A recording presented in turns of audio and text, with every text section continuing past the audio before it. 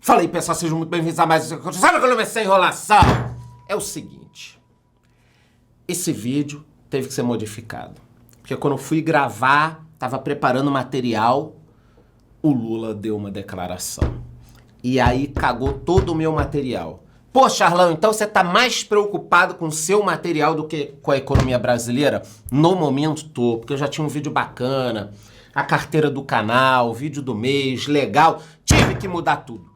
Então, o Lula prejudicou mais o meu vídeo de domingo do que a economia brasileira. Mas o que ele disse foi muito importante, então eu dividi esse vídeo em duas partes.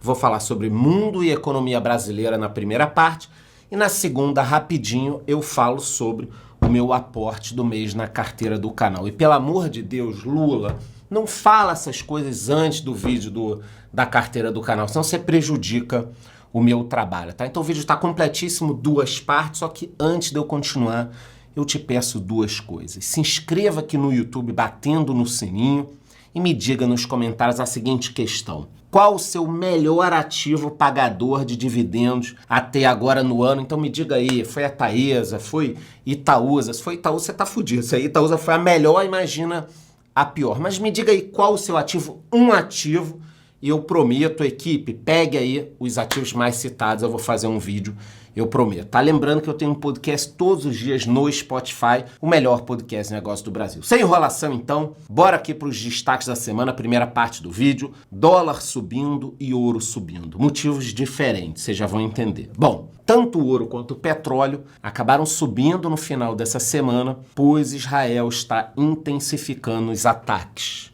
A guerra está acontecendo em tempo real.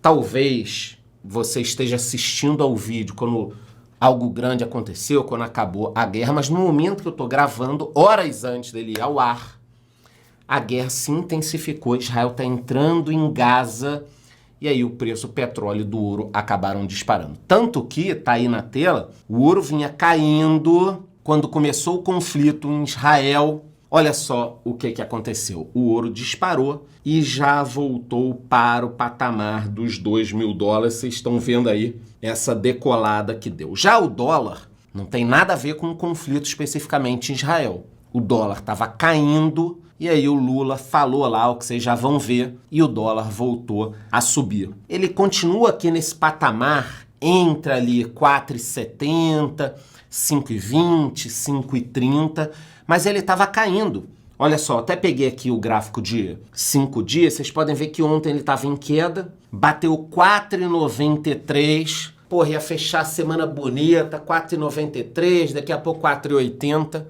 O Lula deu a declaração dele, cara, na hora o dólar disparou e a bolsa caiu, na hora. Então o primeiro ponto que vocês têm que entender nesse vídeo, eu vou correr para ele não ficar longo, é que o Lula deu uma declaração muito impactante na economia, muito, tá? Poxa, eu nem tava sabendo. Calma que você vai saber agora, infelizmente, tá? Tá meio trem fantasma esse vídeo aqui. Então o dólar subiu, aí Ibovespa caiu, esse é o gráfico no momento que o Lula disse o que eu vou mostrar. Então tá vendo, ó, Ibovespa estava equilibrado e tal, de repente, bum, essa queda grande. Então o primeiro ponto, se você é novo aqui e não entende de economia, o Lula disse algo muito ruim para a economia. O que aconteceu na hora? Dólar para cima, Ibovespa para baixo. Isso é muito comum. Porra, eu tô há 25 anos nesse negócio. Não é uma novidade, acontece muitas vezes. De repente, ele vai chegar na TV e nos jornais e vai falar o seguinte, olha, esquece que eu disse, agora eu vou mudar tal coisa. Dólar para baixo, bolsa para cima. Então, muito comum, tá? Não é para você ficar espantado com isso. O Bitcoin tá nesse vai não vai, 33, 34, mas eu acho que tá num patamar muito bom, sendo que a novidade aqui no Brasil é que provavelmente teremos mais impostos em relação ao Bitcoin. Bitcoin que subiu na semana e eu fiz uma live. Por isso que eu digo, cara, pelo amor de Deus, bate no sininho. Porque aí acontece um negócio desse, petróleo, Bitcoin, guerra.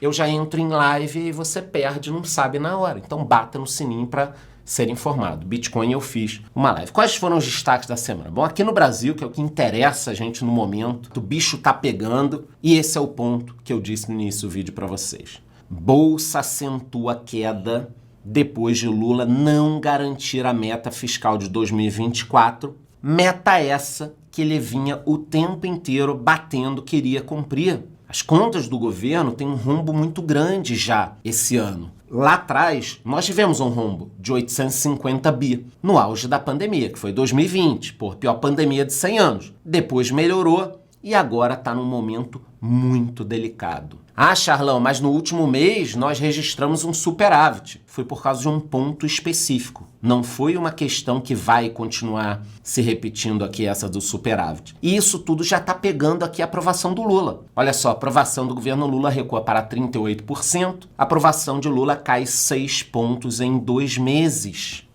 Cara, o Lula já está sentindo o impacto da economia. Eu tô nisso há muito tempo. A economia decide a popularidade. Não adianta.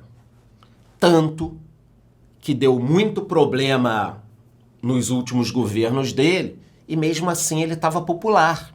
É que algumas coisas eu não posso falar aqui no YouTube. Quem está na minha comunidade, eu gravei uma resenha explicando por que a popularidade do Lula caiu e por que ela vai continuar caindo baseado em dados econômicos. Então, se você está lá na minha comunidade, corre lá. E se você não está, você é louco. Porque além de conteúdos financeiros, eu tenho análise que eu não posso postar aqui no YouTube, tá? Então, entra lá na minha comunidade, o preço está muito bacana. Todo mundo que entra e vê o preço fala, por que eu não entrei antes? Então, eu tenho a explicação do porquê a popularidade do Lula está caindo e por que ela vai continuar caindo. Isso é muito importante, tá? A arrecadação também está caindo. Então, cara, a arrecadação está caindo, dívida subindo e o governo diz que não vai zerar o déficit ano que vem. Isso derrubou o mercado, porque o Haddad, até essa semana, estava falando, eu vou cumprir o déficit zero. E o mercado falava, porra, não vai, vou. E aí o Lula, numa entrevista, disse, e se eu não cumprir? E daí? E se furar em meio, 0,25, e daí? Na hora a bolsa despencou e o dólar subiu. Porque se um presidente diz, e daí? Estamos ferrados. Você não pode falar isso. Ano que vem, o Lula vai estar preocupado com as eleições regionais. Como é que ele vai cortar dinheiro? Então, o Haddad ficava falando, vai ter déficit zero. Agora eles meio que assumiram. O Haddad deve estar muito puto. Porque a credibilidade dele meio que foi pro ralo. Então, vocês têm que entender que o que aconteceu essa semana é algo muito importante. E que o Lula está muito preocupado com a popularidade. Primeiro ano, a sua popularidade despencar é algo grave. E eu expliquei isso lá na minha comunidade. Isso impacta toda a nossa economia. Bora acelerar aqui. Então, a gente viu que a arrecadação caiu. Graças a Deus a inflação está segurando ali, teve um aumento nas passagens aéreas, mas bem ou mal isso não é um problema, e começaram a sair alguns resultados, né, do terceiro trimestre. Infelizmente, resultados por aqui no Brasil não estão bons. Klabin, queda de 88%, Suzano, prejuízo, Vale, queda de 36%, Santander também teve lucro em queda aqui, 12,60%. Então, esses primeiros resultados não foram bons aqui. Nos Estados Unidos, os resultados estão vindo muito bons. A gente já vai falar da economia americana. É impressionante. Não dá para entender o que está acontecendo nos Estados Unidos. Todo mês a gente acha que aquilo ali vai entrar em recessão e um negócio bom. Mas a gente vai ver aqui. O importante é que vocês entendam que no Brasil a situação econômica não está boa. Charlão, mas eu já estou sentindo isso. Não, tudo bem. Mas eu estou traduzindo aqui isso em dados. Na economia. Essa sensação que você tem, poxa, não, tá tudo meio que uma merda, né? Você tem a sensação, eu tô te mostrando, você tem essa sensação porque o governo tá gastando, não tá arrecadando, tá aumentando os impostos. Aí você fica com essa sensação. Se o governo começar a tomar boas medidas, isso vai parar. Só que é difícil, cara. Pô, Charlão, agora tu vai defender o Lula? Qual é o meu combinado com vocês? Que eu fale a verdade econômica. Então, no momento, o Lula está numa situação muito delicada. Porque se ele continuar falando, não, vamos zerar 10, zerar, ano que vem ele não vai ter dinheiro para movimentar a eleição. E aí, além de uma impopularidade com o povo, ele vai ter no meio político. Toda essa galera que apoiou o Lula. Ou você acha que Alckmin, toda essa turma que apoiou, não tem nenhum interesse? Bom, eles têm um suposto interesse, eu não posso acusar ninguém. Ah, Charlão, o canal vai virar de política? Não, de forma alguma. A gente vai voltar já a falar sobre economia. Mas a política impacta muito na economia. Qual será o discurso do governo daqui para frente? Esse daqui. Olha o que a Glaze falou, defendendo o Lula. Mercado tem reação irracional. Então é só meter a culpa no mercado. Deu merda? Mete a culpa no mercado. Aí quem é o mercado? É você, meu irmão. Mercado é você. Pô, Charlão, eu tenho 300 pratas só investido. Foda-se. Você é culpado e ainda tá fudido de dinheiro. O mercado é você, sou eu. Então, é uma boa estratégia do governo essa. Culpa o mercado. Quem é o mercado? É o mercado. Pô, mas você é amigo do mercado. O mercado te elegeu, o Itaú, todo mundo apoiou o governo. Não, mas é o mercado. Então, esse é um ponto muito relevante, tá? Tanto que eu tive que mexer em toda a estrutura do meu vídeo. O meu vídeo é grande, eu passo às vezes um dia, 2 fazendo todo o material de pesquisa de tudo e a gente teve que mexer, eu e meu time. Porque a declaração do Lula impacta em toda a economia, tá? Dando sequência agora, vamos acelerar cenário externo. Estados Unidos, maior economia do mundo, saíram os dados de crescimento e o PIB subiu 4,9% no terceiro trimestre. Cara, não dá para entender. Juro lá na PQP, hipoteca lá na PQP, juro para carro lá na PQP e economia americana voando. É um negócio impressionante. Ah, você acha que isso vai continuar? É impossível continuar. Uma hora vai dar uma queda muito grande. E aí vai até abrir uma oportunidade para a gente investir. A inflação continua baixa, mesmo com esse crescimento de 4,9%, surpreendeu demais e saíram alguns resultados por lá. Diferentemente daqui, o mercado de tecnologia está muito bom e financeiro também. Então, Alphabet, que é o Google, teve 41,5% de alta no lucro, 19 bilhões, é impressionante, né? A Microsoft ou Microsoft, como vocês quiserem falar, o lucro subiu 27%, atingindo 22 bi. Visa cresceu 19%. Meta, que controla o Facebook, que vinha meio mal nos últimos anos, teve um salto de 164%. E a Amazon, na Amazon, né, o lucro triplicou, mais do que triplicou, para quase 10 bi. Mesmo assim, não foi uma semana positiva para a Bolsa Americana. Esse aqui é um gráfico com um resumo da semana. A gente vê aí várias ações em queda, mas é impressionante. Com juro altíssimo.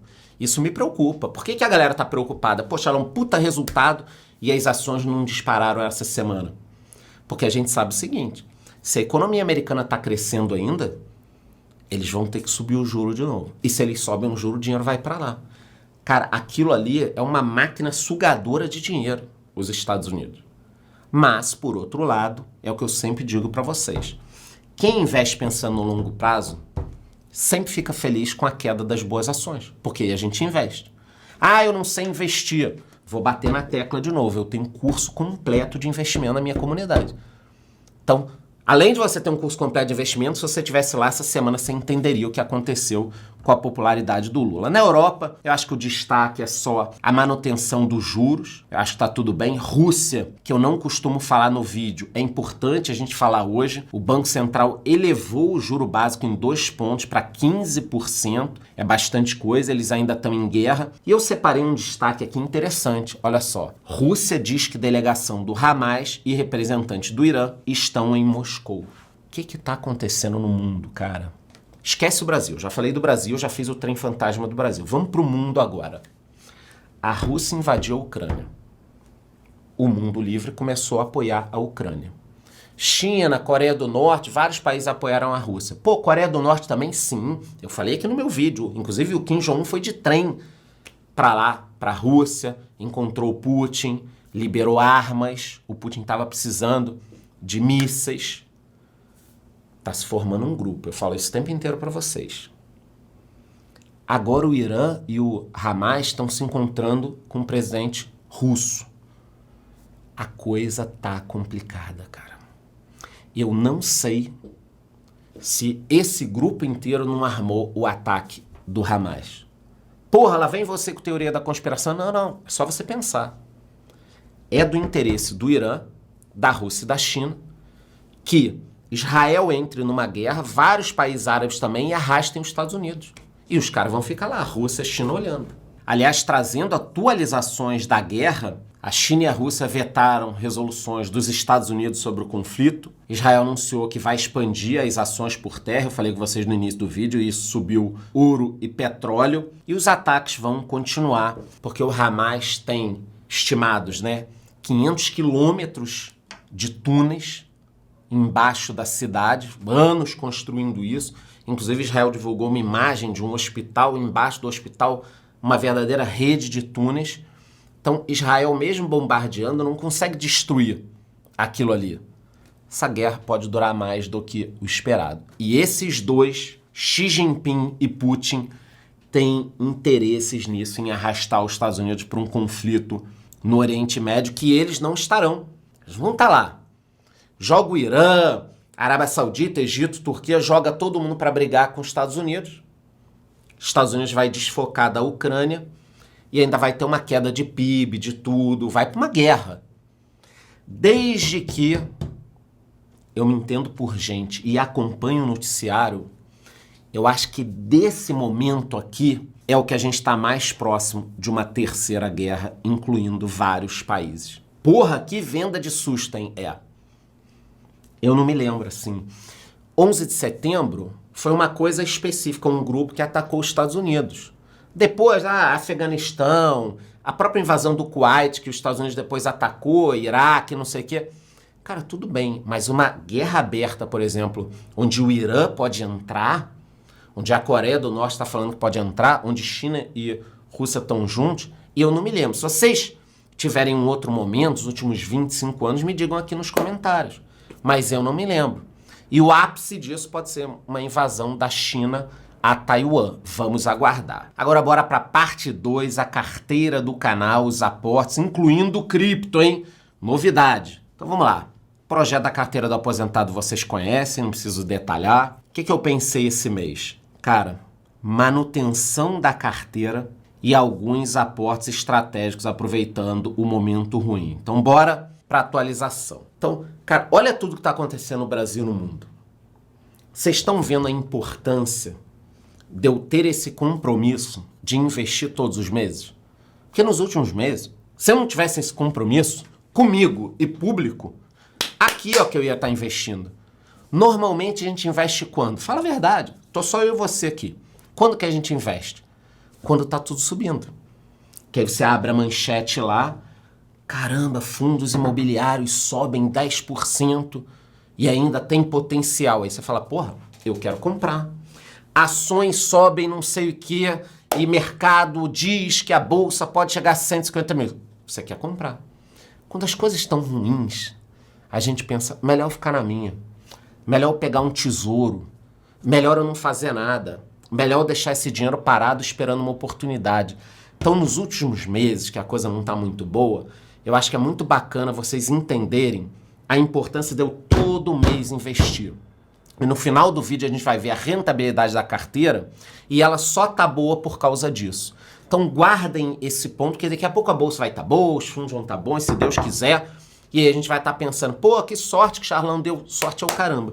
É uma estratégia de fazer todos os aportes. Então, se eu não tivesse esse compromisso comigo e com vocês, eu não sei como estaria. E para vocês terem uma ideia, o YouTube aqui me mostrou que nos últimos 90 dias, quase 9 milhões de pessoas diferentes assistiram meus vídeos. 9 milhões. Então não tem como eu furar o compromisso, porque sempre alguém na rua vai falar comigo, ô Charlão, carteira do canal não teve essa semana, né? Ô caralho, puta, até aqui. Vou assistir o jogo do Vasco. E aí, Charlão, beleza? Como é que tá lá a carteira do canal? Então não dá pra eu fugir. Todo mês eu tenho que ter. Olha a importância disso. Vamos lá. Eu tinha 19 mil na conta entre dividendos, dinheiro que ficou do último mês, venda que eu já tinha feito, tudo. Então tinha 19 mil na carteira, não fiz um novo aporte, eu vou só usar esse dinheiro lá no meu Instagram. Às vezes eu falo um pouquinho sobre isso, então me siga lá no Instagram. E eu fiz 4 aportes, é isso que eu vou explicar para vocês, tá? Começando pela questão das ações defensivas. Então se a gente está num momento delicado, eu não vou inventar moda, eu não vou comprar uma ação que pode multiplicar, mas que se o juro continuar alto, a gente está ferrado. Não dá para fazer isso. Se o governo errar a mão na despesa, o juro vai continuar alto, o varejo vai quebrar. Então, para onde a gente corre no momento desse? Ações defensivas. Energia, saneamento, alguns bancos, alguns. É para isso que a gente vai correr. Mas basicamente energia, saneamento e seguro. O resto é bem complicado. Energia é o grande destaque dessas ações defensivas. Por isso eu peguei 2 ações de energia. Estão vendo? Eu tenho explicação para o que eu faço, tá? Vou falar rapidamente. Engie foi a primeira, uma empresa super conhecida. Eu tenho vídeos aqui no canal sobre ela. A gente já vai ver até quanto ela pagou de dividendo. O lucro subiu no último trimestre, subiu 85%. Mas muito cuidado. Sempre que o lucro de empresa de energia sobe 100%, sobe 200%, cai 80%, cai 30%, é alguma coisa que não é recorrente. Pode olhar no resultado, uma receita de PIS e não sei o quê, uma compensação de imposto, ou quando é o contrário, teve prejuízo, teve que pagar uma multa de não sei o quê. Normalmente, essas ações de energia têm uma regularidade maior. Qualquer coisa para cima ou para baixo, vai lá olhar o resultado que tenha alguma pica. Eles estão expandindo os projetos, isso é um negócio bacana, que pode se refletir no resultado. Em termos de dividendos, tem pago uma média de quase 7% ao ano, que eu considero interessante, sendo aqui 8,79 e 7,89 os últimos pagamentos. Depois da Engie, eu fiz um aporte na Transmissão Paulista, também uma empresa de energia elétrica, destaque em sustentabilidade. Eu só aumentei a minha posição, não foi uma empresa que entrou agora na carteira, a gente já tem vídeo dela, lucrou 252% a mais no segundo trimestre, totalizando 261 milhões, mas isso aqui não me impressiona, que eu já falei para vocês o que é quando aumenta muito assim o lucro. Teve reajuste tarifário, também está de alguma forma aumentando as suas operações, então olha só, novos projetos aqui, tá vendo? Eles estão aumentando e isso acaba ajudando na rentabilidade, também uma média de quase 7%, até um pouquinho mais de 7% de dividendos nos últimos anos, sendo que os últimos 2 não foram tão bons. Lá em 2021 a gente teve 14%. Então cuidado, às vezes o ano não é bom, o outro não é bom, aí vem uma porrada. A gente teve em 2018 18% e em 2021 14%. Cara, sem mistério, papai com mamãe. 2 aportes em empresas já estavam na carteira do canal, mas são ações defensivas. Cara, mas você não acha importante investir em ações que podem se multiplicar? Eu acho. Mas isso é uma carteira de aposentadoria, não dá para eu brincar. Imagina se eu tivesse lá atrás comprado Magalu, IRB, Oi para essa carteira aqui. Como é que a gente já tá agora? Não, é só esperar que sobe. Não é assim.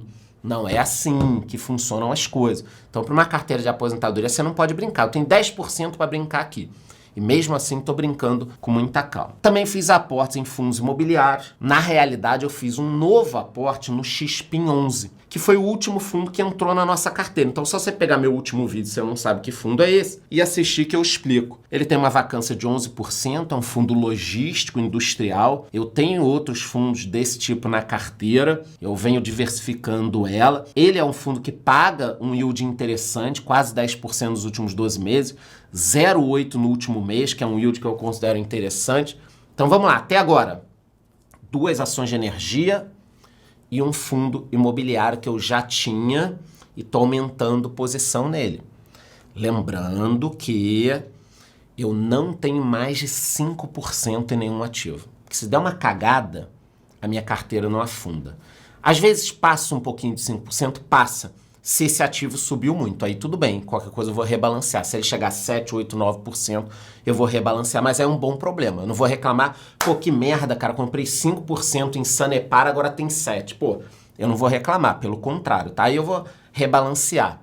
No caso, até a Sanepar tem um pouquinho a mais. Depois de tudo isso, acabou sobrando na minha conta dos aportes que eu fiz, R$392. E vocês sabem que eu não gosto de ficar com dinheiro parado.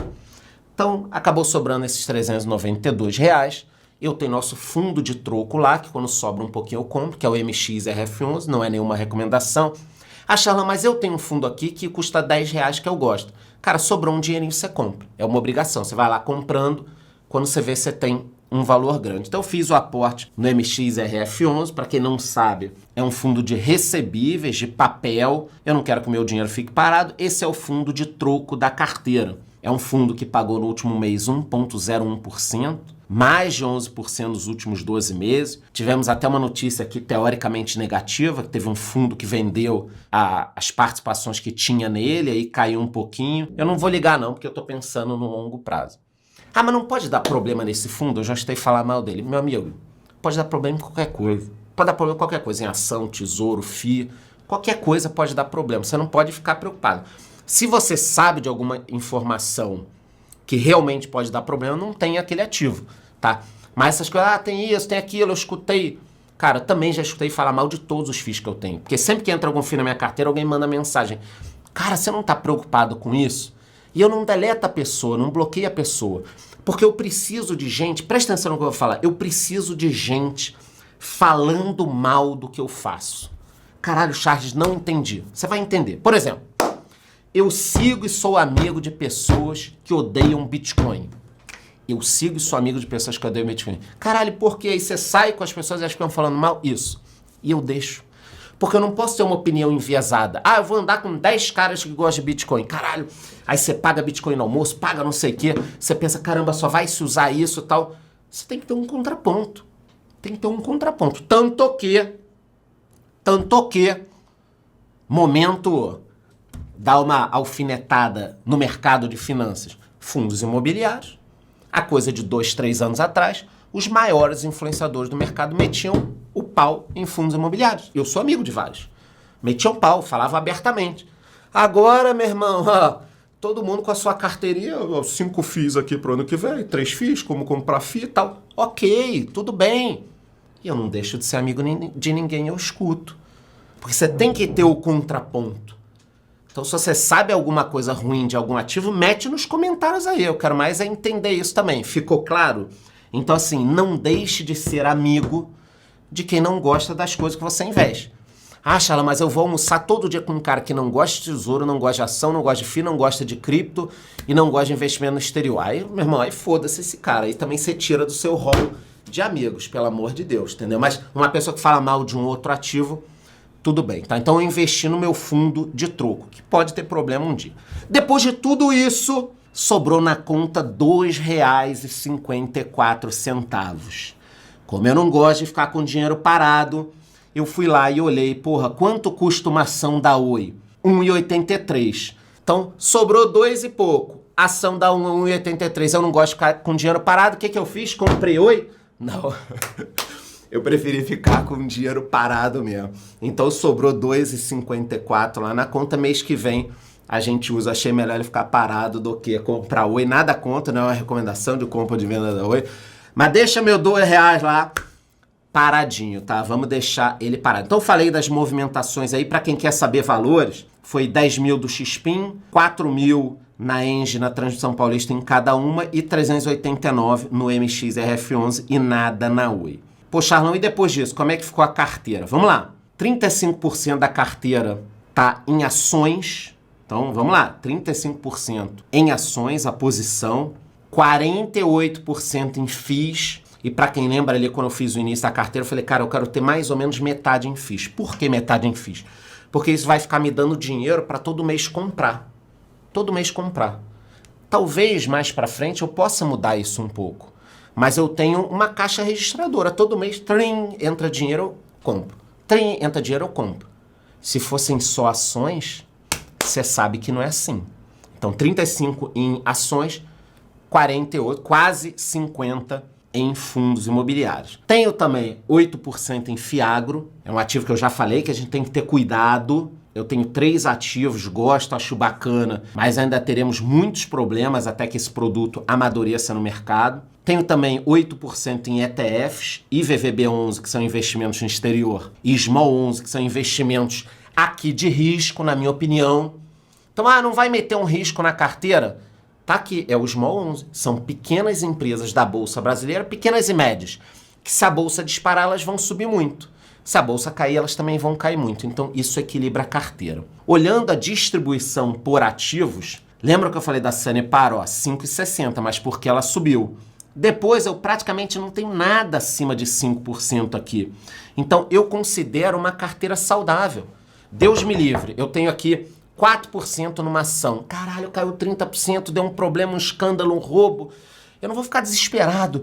Putz, agora acabou com a minha aposentadoria. Eu não posso ter isso. Então, essa carteira é muito boa, não é uma recomendação, para uma aposentadoria, para alguém que teve um filho e quer que ele cresça tendo uma carteirinha. Eu tenho até um vídeo sobre isso. Porra, eu tenho tranquilidade aqui. E no longo prazo, o que está acontecendo? Olha só, no longo prazo a gente está muito melhor do que o Ibovespa, dando um pau no Ibovespa, sendo que aqui no início eu já falei com vocês. Aqui no início eu apanhei do Ibovespa, por quê? Porque assim que eu comecei a carteira do canal, veio um boato que os fundos imobiliários seriam taxados. A minha carteira tinha muito FIA, despencou. E mesmo assim eu falei, opa, despencou? Eu vou aproveitar para comprar. E logo depois ela começou a se recuperar.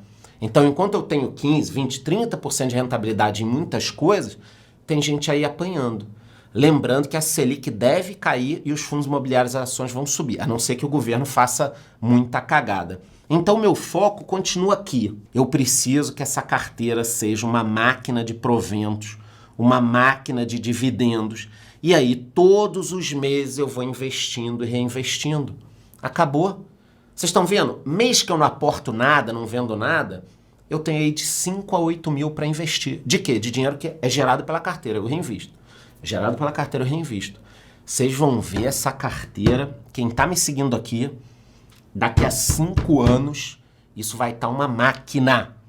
Mais ou menos quando o Vasco voltar para Libertadores. Eu só vou usar esse dinheiro aqui para isso. Vamos combinar. Quando o Vasco for para Libertadores, na final da Libertadores, eu vou tirar dinheiro da carteira aqui do canal para assistir tudo. Eu vou de primeira classe no voo. Guardem isso. Eu vou de primeira classe e eu vou sentar no melhor lugar do estádio para assistir a final do Vasco na Libertadores e eu vou tirar dinheiro da carteira do canal. Pronto. Que aí é o único dinheiro que eu tiro até eu me aposentar, tá? E agora uma novidade. Muita gente tá me cobrando, poxa, não fala de novo da carteira do canal de cripto, aquela carteira que começou com 17 mil. Tá lá no meio da pandemia, aquele rolo subindo, caindo e tal. Eu montei uma carteirinha. Eu normalmente falo dela no Instagram, mas eu tenho errado, tá? Porque às vezes eu esqueço, deixo, e a carteira não anda comigo, tal, pra eu dar print toda hora.